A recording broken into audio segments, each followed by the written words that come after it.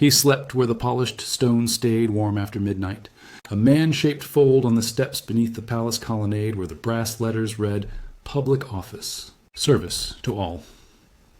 The guards had seen him before, stitched into the city's dusk like a stubborn seam. Karim, 49 by guesswork, quiet eyes that refused to beg. He wrapped himself in a frayed army jacket, placed his sandals next to the lowest riser as if respecting a doorway, and kept his cloth bag under his head like a pillow he had earned. The city breathed through the trees that ringed the palace lawn. Chauffeur doors thudded, a fountain rehearsed its own purity, and a street dog made a loop, decided he was harmless, and slept close by. The palace clocks, forever 3 minutes fast, struck 2. Somewhere behind the gates, a television murmured. Somewhere beneath his ribs, a cough he hid from people who walked too quickly to notice. By sunrise, the sweepers came, and the first convoy. A chalkboard sign was propped by the smaller wicket. Visitors by prior, slot only, ID mandatory. A file of petitioners drew up at the east gate, each with a folder fattened by proofs and witnesses. Karim folded his jacket, stood, smoothed his shirt, and joined the line with nothing but the bag and a memory he repeated like a prayer. The housing queue papers from 3 years back, stamped received and then swallowed by a ministry no one could find twice. He had been a plasterer, and then a caretaker, and then a shadow when the contractor ran away with wages. He spoke little because speech costs breath, and breath must be saved for work. He moved with the line, a moving punctuation toward a door. The obstructive shape arrived at 9. Protocol Secretary Daskier wore an enamel pin and an expression that treated the gate like a mirror. He paced the threshold as if the stones were his and held the ledger of entries like a chalice. The guard at the wicket, Amina, had the kind of face the city trusted, practical cheekbones, quick hands, the discipline of a schoolteacher who had chosen a different uniform. She took IDs, stapled slips, wrote names without drama. When it was Karim's turn, she paused at the blankness in his hands and the address he offered. Near the Banyan, behind the old cinema, until last monsoon. Her eyes flickered to the jacket he carried folded like a document. The ledger between them was a door that asked for passwords he did not own. "Do you have an appointment?" said Daskier, already knowing the answer. He had trained his voice to sound like a policy. His finger hovered over the red stamp that read, "Denied." The new security protocol, he claimed, was non-negotiable. Only pre-cleared visitors, only numbered slots, only cases with letters already blessed by an intermediary. The board inside had a slogan about openness. The wicket had a hinge that bit. "Let him breathe inside," said Amina, almost under her breath, and the phrase hung there, soft as contraband. She explained that night had been cold, that the man had slept near the public steps, that if hospitality meant anything, it meant a chair and water. Daskier answered by turning the ledger so the policy faced outward. Clause 9b, access limited to scheduled petitions. "Rules," he said, and the gate felt heavier. Karim lowered his eyes, not in defeat, but in calculation, the way a builder measures a wall. Around them, the city performed its morning arithmetic. Tea vendors dropped steel cups into a bucket with the bright clink of coins. A woman in a yellow dupatta photographed the palace dome for her WhatsApp group, adding a caption with prayer hands. A taxi driver dozed with a paper over his face while his meter flickered like a candle. The fountain kept speaking purity. The board kept promising service. And at the hinge, a man with a cough waited at a door with policies printed bigger than names. The hurt was simple enough to name. A cold night, a warmed step, a promise written in metal and contradicted in ink. The system's gate was literal and metaphor, both. It took breath to argue, and Karim had to spend breath carefully, but the city is full of people who notice small economies. A boy who sold lottery tickets handed him a plastic cup of water and said, "Uncle, try again. Sometimes doors open when they know you're not scared of them." The advice lodged in the day like a nail. The convoy engines idled. The clock marched its 3 stolen minutes. The ledger waited. Something would have to move next. By noon, the heat burnished every surface to a ceremonial brightness that made the gaps sharper. The shade that never reached the queue, the promises that never reached the poor. Karim had been sent to the far kiosk to obtain a pre-registration chit, which required a reference number he did not possess, which in turn required a letter from a ward office he could not access while he stood here needing the chit. He moved between counters like a pilgrim mapped by a bureaucrat. At each stop, the clerk consulted a screen that pretended to be kind and returned to the certainty of paper. The breath-spending continued. The ledger at the wicket sprouted 3 more denied stamps like a rash. The palace rhythm sharpened into ceremony. A motorcade carried a visiting delegation through the great iron gate. The gate opened like a theater curtain, revealing the inner drive, lined with neem trees and posted slogans about dignity. The convoy turned, the curtain closed, and the queue's faces returned to their normal work of waiting. Amina watched Karim circle back with nothing new in his hands. "A man has no pocket, God," said an old woman next to him, meaning he had no sponsor. In this city, mercy often arrived with a visiting card. Without one, you rehearsed your humility and hoped the door grew tired of resisting. At 2, the cough put its name into the afternoon. Karim bent at the waist and braced his palm against the palace step as if it were the last honest surface in the district. Amina slid a bottle of glucose water across the wicket counter and whispered to the boy with the lottery tickets to fetch bread. She had worked years enough to learn the kind of rebellion that escapes notice, mending on the edge of rules. Deskier noticed. He drew a line with his pen across the margin of the entry log beside Karim's name, as if to remind the ledger that compassion is always an exception, never a procedure. "Now, this is a public building," he told her too loudly, so others could learn the lesson. "Security depends on order." "Order depends on truth," said Amina, no louder than before. "And the truth is, the man slept outside our steps." The gate seemed to listen. The boy returned with bread. A white car pulled up with a tinted breeze as the driver lowered his window to ask if he was in the right line for appointments. WhatsApp groups titled "Citizens of Kasaba" and "Palace Watch" began trading images.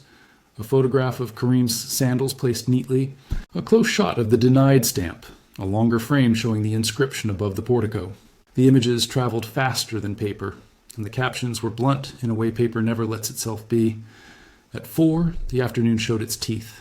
A junior official, anxious to look like a rule, told Karim to clear the steps entirely. The guard line hardened, unwilling to be accused of laxity. The old woman clicked her tongue and told a story about a registrar in 1998, who would open his office to anyone soaked by rain, regardless of appointment. She spoke to the queue, but aimed at the palace. The story floated halfway and hung there, a comparison with edges. The sun shifted, and the fountain shadowed the sign that promised service to all. It felt like a joke played on polished stone, breath, gate, ledger. The motifs repeated until they became a kind of drum. The palace clocks reached the hour when office patience runs out. The red stamp lifted and fell for a minor dignitary who had misfiled a form and still secured entry. Karim, who had mastered a trade where walls stay up or fall by simple facts, recognized the structure he was facing. A system routed through people, some honest, some not, most afraid. He also recognized the leverage he did not possess. That recognition is its own kind of dignity. He adjusted the strap of his cloth bag and prepared to sleep again when no one was watching. A plan made of resignation and muscle memory. Amina did not like plans that involved resignation. She called her cousin, who worked nights in a city shelter, and asked for guidance. "He needs a government letter to enter," came the answer. "And the government letter requires the same building that turned him away." The cousin paused, then added, "There's one person who can break that circle without breaking the law, but you will not like the attention." Amina angled her body so her voice could fall privately into her phone. The name came out like a solution you hold briefly between teeth before sharing. If escalation was a ladder, her next step would announce itself to the whole building. The palace had a habit of cooling at dusk, as if the white stone exhaled its day and made room for night thoughts. The streetlights came on with their delicate popping sound, and the wood of the wicket smelled briefly like rain. Karim sat on the lowest step to ease the twitch in his legs, his cloth bag under his shoe. The convoy traffic thinned to a trickle, and a hush arrived that made small noises, an ink pen rolling, a spoon in a cup, feel like decisions. That was the hour, the guards later said, when the leader sometimes walked past the protocol corridor to breathe ordinary air without an entourage, when the polished corridors opened their throat to the outside, and a figure without a title might cross thresholds with a smaller echo. It began with a question asked, as if it didn't understand why oxygen costs. "Who slept outside the palace last night?" The voice was steady, almost curious, a tone trained for frightened rooms. The leader's coat was simple, the kind a school principal wears on cool days. His shoes were serviceable leather, not ceremonial. With him walked Samir, the aide known for writing truths on small paper that made large men nervous. He carried a tablet that showed numbers and faces rather than slogans. Amina straightened. Desk gear tightened. The queue, even reduced by evening, instinctively formed a shape like a listener. Karim stood by reflex, and because he was a builder, he told events chronologically. He described the step and the brass letters and the cough. He described the kiosk that required a number that required a letter that required the building where he stood, breathing. He did not accuse, because he had no leverage for accusation. He offered the ledger of his life, Employment slips, a scrap with a phone number of a foreman who had moved, the stamp from 3 winters ago, the address that was now the name of a tree. He ended with a sentence only honest men use. I can work. The leader listened as if that sentence restored something arithmetic had stolen. It is not dramatic to offer a chair, but the gate felt it like weather. The leader said simply, bring him inside. He did not add, for now, or as an exception. He walked with Karim through the wicket, and the door did a strange thing. It accommodated its purpose. They passed the protocol wing, authorized personnel only sign, which looked suddenly like a superstition. Inside, a staffer fetched tea and a biscuit wrapped in cellophane and placed both on a saucer that had hosted ministers and wedding donors, and now hosted a man whose sandals were still warm from the step. The leader asked for the registry that tracked homeless cases received by the state. The clerk brought a binder that could have been a religious text from the reverence it collected dust with. Samir powered up the tablet and opened a dashboard labeled Social Protection Intakes. 2 realities stood shoulder to shoulder. Paper performing certainty, pixels trying for clarity. Why does a man who slept outside our door not appear anywhere? Asked the leader, as if addressing the building rather than its people. He turned the binder's stiff pages with careful fingers. He didn't raise his voice. He turned to Amina. You saw him? She nodded. You argued for him? Another nod. He wrote her name on a small card and, with surprise-free authority, slid it to Samir. Note who noticed. His gaze moved to Daskir like a weather change that can be felt by animals. He asked for Clause 9b. The protocol secretary recited it from habit. The leader let the clause sit between them like a stone on a table, and then, very quietly, asked the question that lifts stones. When did access become a reward rather than a prerequisite for help? Something in the building's breath changed. The guardroom stopped pretending to read the sports page. The clerk's hands hovered above the binder, uncertain whether to turn the page or close it entirely.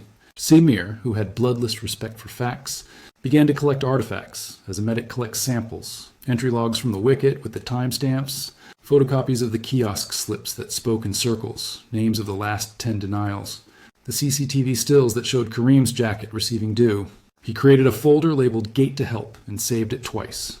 The leader said there would be a shelter bed for the night and a clinic visit for the cough, and that the bed and the visit would not be charity but a correction of process. He asked Amina to walk with Karim to the vehicle waiting at the side door. Daskir stepped forward, found no language that did not betray him, and stepped back. Outside, the boy with lottery tickets took a video of the side door opening and a man who had been stoned on a step passing into a van with a municipal insignia. The video became the city's way of answering its own question. Can an institution breathe? Comments arrived with punctuation that looked like cheers. The leader did not wave. He did not perform. He did one more thing the building understood as an instruction. He told Samir to convene, before sunrise, an audit of the gate. They started at dawn when documents are most afraid. The audit room had long tables, sockets that sometimes worked, and a smell of toner that emphasized seriousness. On the wall, someone had tacked up a printout of the promise engraved on the palace. Face, service to all, and a blank sheet. Below it, titled Findings. Samir stood at one end, with a laptop and a pot of black tea that tasted like conclusions. He invited, at the leader's instruction, 4 people who knew how gates actually behave. Amina from the wicket, a clerk from the kiosk who had developed a private taxonomy of excuses, a head nurse from the municipal clinic who knew which lives were lost to paperwork, and Rafi, the tea vendor outside, who sees who waits and who is waved through and tells the truth the way tea tells temperature. They lined up artifacts like suspects. The ledger showed names entered neatly with ticks for those allowed, red blocks for those refused. The ticks clustered around times when someone senior had visited. The red blocks swelled after each new circular about security. A separate log from the kiosk recorded pre-registration chits issued to people who had already pre-registered through intermediaries. The CCTV clips created an accidental poem of waiting. Karim arriving at 6:02, the boy with lottery tickets at 6:15, the old woman at 8:40, the afternoon flattening people into silhouettes. WhatsApp screenshots from a group named Protocol Circle displayed informal instructions. No walk-ins this week. VIP at 11. Keep the path clear. We cannot feed this trend of unfiltered petitions. Clause 9b, printed in black, offered its small legal fortress. Access limited to scheduled petitions to maintain order and safety. In a margin, someone had penned, with bureaucratic humor, order for safety for order. The first revealing cut came fast. The kiosk clerk, cheeks chapped by shame, admitted that chits were sometimes reserved by brokers who sold them outside in the name of efficiency. A photo surfaced of a slip with a corner torn in a distinctive way, code for paid. Rafi confirmed names of men who had grown fat on the diet of Gates. The audit did not perform outrage. It performed sequence. If a man slept outside a palace, what failed? At what minute? Which handset? The head nurse brought her clinic's log, showing how many times patients listed appointment not granted as the reason they missed treatment. Numbers finally did what stories had been doing for months. They insisted. Samir projected a provisional dashboard on the wall in plain fonts that refused drama. Door to help minutes. Denials. Last 24 hours. Petitions without sponsors. Shelter intake lag. The baseline was ugly. Door to help. Average 4 days for the unsponsored. Denials in a week peaked after security drills. Petitions without sponsors disappeared at a rate that any honest mathematician would call policy. He pulled up a chat from a broker's WhatsApp status advertising spot assured without Q, DM. The room did not do shock because shock excuses. It did naming. The broken mechanism was part habit, part fear, part an economy that thrives on distance. Amina spoke once and set the tone. We have made doors more real than what they protect. The phrase hung there, and the printer made a little cough of agreement. She explained the practical cruelty of the ledger's design. The denied stamp larger than the space for reasons, the too small box for emergency notes, the absence of a shelter now tick that would authorize help before paper. The head nurse read aloud a line from the old clinic manual nobody consulted. In cases where administrative barriers impede immediate care, staff shall act to preserve life and dignity, documentation to follow. It was buried under updates and memos and the false theology of sequence. The audit marked it with a green highlighter and wrote in the margin, this was the point. Names were traced discreetly. Brokers who stood outside with plastic folders and offered navigation for a fee. Petty gatekeepers who inflated the danger of openness to make their positions look like courage. A senior official who had developed a private gospel in which order was a virtue greater than justice. The leader's instruction had been careful. We name mechanisms, not reputations, unless law compels. Still, mechanisms have custodians. Samir wrote a list for the legal department and another for training. He did not enjoy sharpening knives. He preferred sharpening pencils. But some drawings require erasing what should never have been inked. At noon, the leader entered without trumpet, read the findings sheet, and nodded as people nod when the city has told them a story it begged to tell. He placed his palm on the binder of Clause 9b. This clause, he said, has made the gate the decision-maker. We will invert it. He tapped the provisional dashboard and asked, can people outside see this? Samir said yes by tonight if someone who loved routers said yes. The leader looked at Amina. We will write a rule that protects what you try to do with your own breath. He turned to the room and offered one sentence that felt like someone had opened a window in a house long sealed. From this hour, shelter first, paper later. They named it the first night rule because names become rails, and people need rails to carry habit. The document was 1 page long by design, written so that clerks and guards and the city itself could read it aloud without stumbling. Its core fit in a single line, treat first, record after, and its teeth were practical. Any person sleeping within the palace perimeter or at any government gateway would be offered 1 night's shelter, transport, and a clinic visit without prior approval. The authority to trigger this lay with frontline staff. Paperwork followed within 24 hours via a simple form, no attachments permitted, only a signature and a timestamp. If a supervisor vetoed a frontline trigger, he or she had to write the reason in a box on the form titled, reason you're comfortable saying aloud. The box was larger than the denied stamp had ever been. The perverse incentive, pre-sold appointments and rationed. Chits was banned with a quiet ferocity. The circular that ended it did not shout.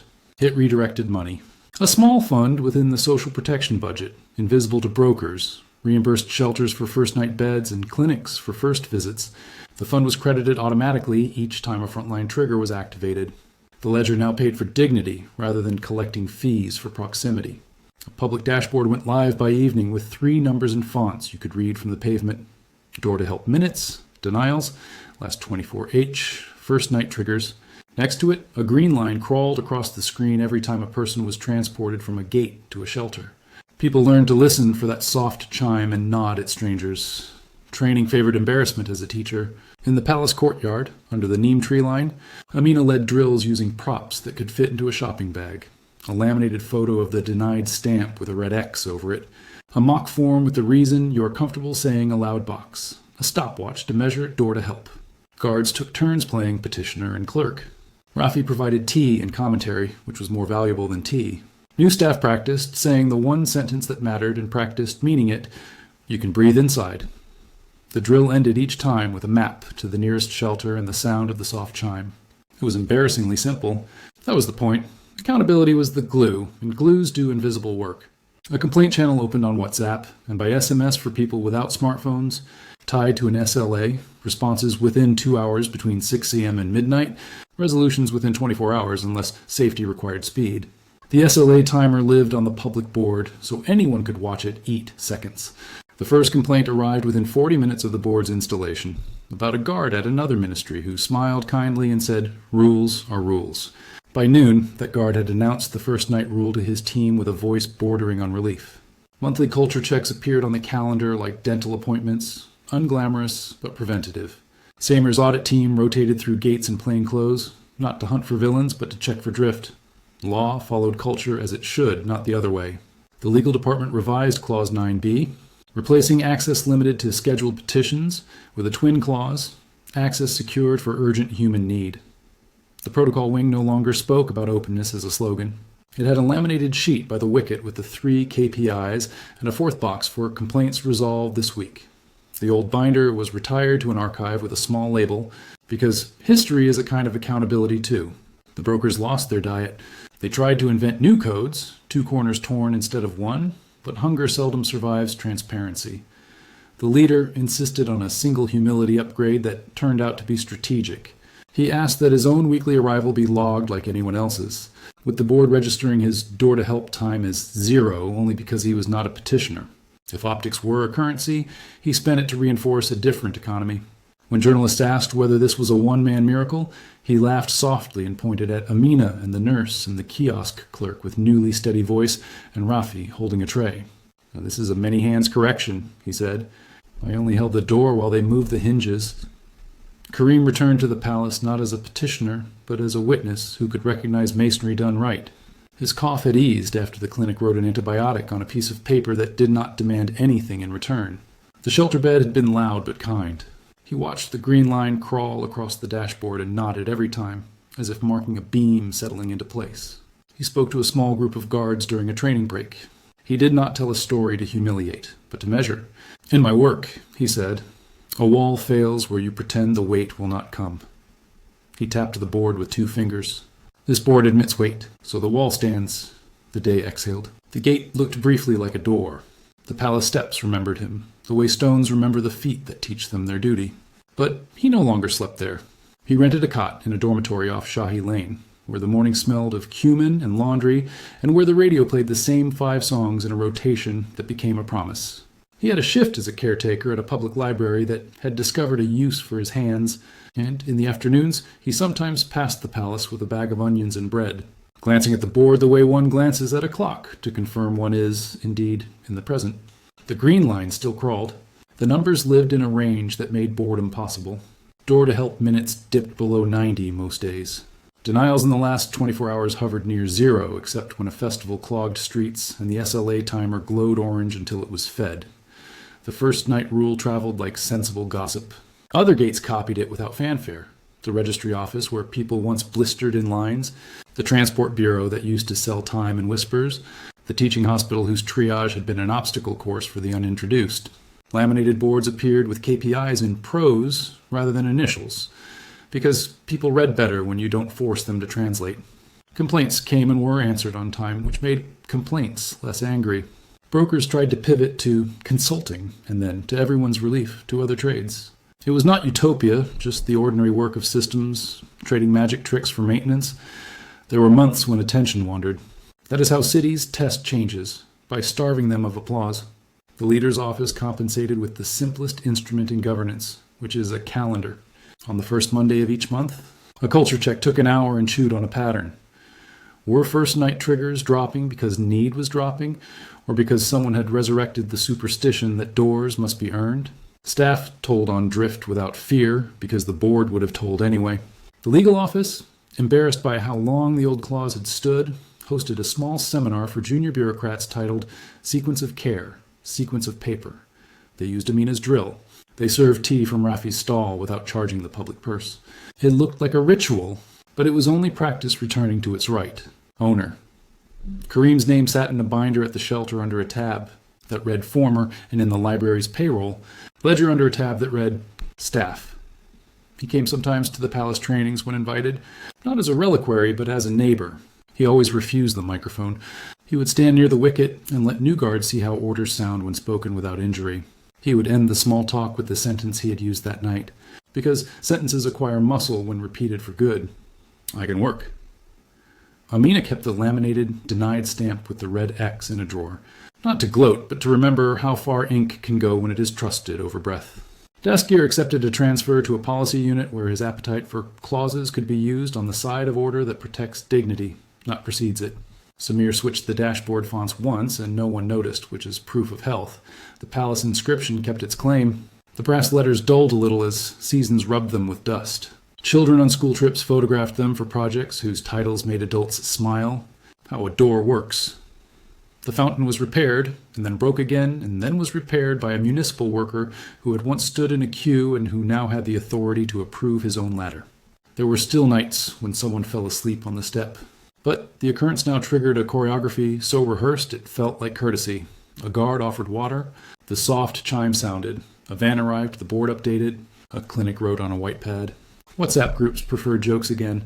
The boy with lottery tickets learned to sell phone covers. Nothing about it was miraculous.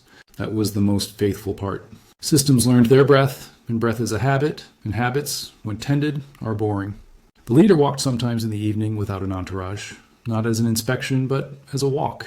He would pause at the wicket and ask Amina how many triggers this week, and she would point with a chin at the board rather than report with a mouth, and he would nod like a man who appreciates good masonry. In a city where gates had long been symbols of scarcity, doors began to look like doors. Kareem crossed thresholds the way builders cross rooms they trust, without looking up at the ceiling, because trust does not require checking. The palace breathed without drama. The ledger recorded without harm. The board glowed boringly, and the steps, warm at midnight, held no one for long. In a city that learns to breathe together, small fixes become quiet freedoms. Thank you for walking with us through this story, through the gate, into the room, and out again with a rule any of us could carry. If you want more Justice First films like this, stay with our channel. And if you liked the video, then like, share, comment, and subscribe.